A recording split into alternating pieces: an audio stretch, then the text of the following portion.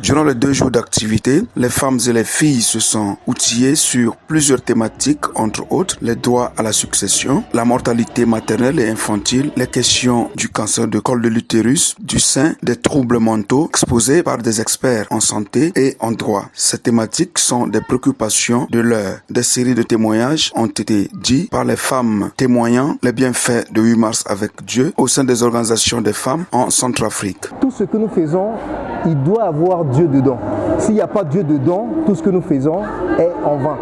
Et voilà maintenant, cela a été une inspiration pour la Première Dame.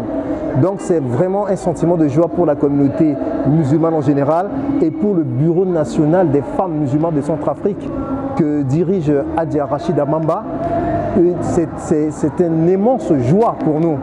Donc vous voyez que c'est un sentiment de joie, de fraternité, de communion d'esprit et que nous sommes là avec nos frères chrétiens. J'ai compris que cette 3e édition a pour but de sensibiliser les mamans sur tout plan, afin que les mamans soient au centre de leurs responsabilités. Et nous allons le faire.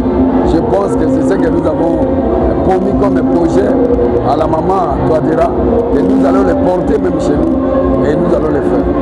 La première dame de Centrafrique, Tina Marguerite Touadéra, a dans son message de clôture prodigué des conseils aux femmes et leur a donné rendez-vous pour l'année prochaine. La vice-présidente du comité d'organisation dresse un bilan satisfaisant de cette 3e édition. 4e édition, on est toujours tenu de faire du mieux.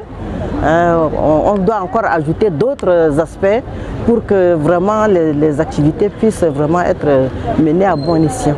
Il faut noter que la cérémonie de clôture a pris fin par des séries de remises de cadeaux et certificats aux différents participants venus de Bangui et ses environs, ainsi que ceux de la République démocratique du Congo.